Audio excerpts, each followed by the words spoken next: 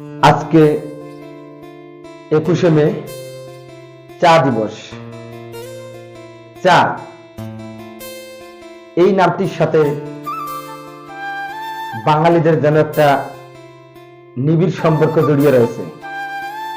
যদি আপনার মন ভালো থাকে চা খান, যদি আপনার মন খারাপ থাকে তারপরে চা খান, যদি আপনার রাগ তখনও চা খান, যদি আপনার রাগ না ওঠে তখনও চা খান, যদি আপনি টেনশনে থাকেন তখনও চা খান, যদি আপনি ডেটে যান তারপরও চা খান, যদি আপনার ব্রেকআপ হয় তারপরও চা খান, যদি কয়েকজন বন্ধু মিলে একসাথে আড্ডা দেন তখনও চা খান, যদি আত্মীয় কেউ বাড়িতে আসে তখনও তাদেরকে চা খাওয়ান, যদি কোনো রাজনৈতিক কথাবার্তা হয় তখনও চা খাওয়ান, যদি পথে ঘাটে কাউকে যদি কোনো কিছু খাওয়ান সেটাও কিন্তু চা।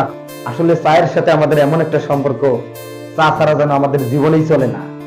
তো যেহেতু আজকে চা দিবস, সুতরাং আজকে আমরা চা নিয়ে কিছু ইনফরমেশন জানবো। তো আমি প্রথমেই লিখেছি চা দিবস হচ্ছে 21শে মে। তো চায়ের আদি নিবাস হচ্ছে চীন দেশ। চায়ের আদি নিবাস চীন দেশ। উৎপাদনের শীর্ষ দেশ চীন, অর্থাৎ চা উৎপাদনের শীর্ষ দেশ চীন। রপ্তানিতে শীর্ষ দেশ চীন। চা রপ্তানিতে শীর্ষ দেশ চীন, চা উৎপাদনের শীর্ষ দেশ চীন, চায়ের আদি নিবাস চীন। এখানে এসে একটু আমরা অন্য একটা দেশের নাম পাবো। চা আমদানিতে শীর্ষ দেশ হচ্ছে কেনিয়া। তারপর আমরা যদি এখানে পাই যে চায়ের পাতায় থাকে ভিটামিন বি কমপ্লেক্স। বিভিন্ন ধরনের খাদ্যে বিভিন্ন রকমের ভিটামিন থাকে, ঠিক তেমনি চায়ে থাকে ভিটামিন বি কমপ্লেক্স। এরপর আমরা যদি বাংলাদেশের চা সম্পর্কে কিছু বলি, যেহেতু বাংলাদেশের মানুষের সাথে চায়ের সম্পর্ক খুবই ঘনিষ্ঠভাবে জড়িত, সুতরাং আমরা দেখতে পাচ্ছি বাংলাদেশের চা বোর্ড অবস্থিত চট্টগ্রাম। আমাদের বাংলাদেশের যে চা বোর্ড রয়েছে সেই চা বোর্ড অবস্থিত চট্টগ্রামে। এবং বাংলাদেশের চা জাদুঘর রয়েছে মৌলভীবাজার, শ্রীমঙ্গল। আপনারা যদি কেউ শিক্ষা সফর অথবা বিভিন্ন কারণে সিলেট যান তাহলে অবশ্যই সিলেটের মৌলভীবাজারের এই শ্রীমঙ্গলের যে চা জাদুঘর রয়েছে সেটি আপনারা পর্যবেক্ষণ করবেন। এরপর আমরা যদি বলি বাংলাদেশে মোট চা বাগান রয়েছে 168টা।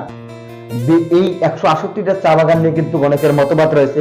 বিভিন্ন বইয়ে দেওয়া আছে 167, কোন বইয়ে দেওয়া আছে আবার 166, কিন্তু আমার জানা মতে এক্স্যাক্টলি তথ্য হচ্ছে বাংলাদেশের চা বাগান রয়েছে 168টি।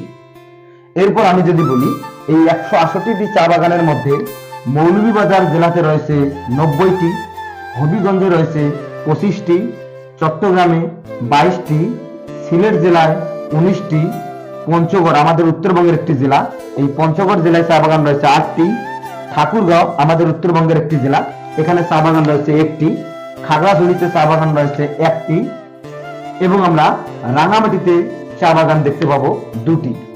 এরপর আমি যদি বলি এখানে আমি লিখেছি চা শ্রমিকের মজুরি। আসলে যেই চা ছাড়া আমাদের জীবন চলে না, চা শ্রমিকদের নিয়ে কিছু বলতে হয়। আসলে তারা যে মজুরিটা পায় আমার মনে হয় না বাংলাদেশে এত ন্যূনতম মজুরি আর কোনো শ্রমিক পায়। চা শ্রমিকের মজুরি ছিল 120 টাকা।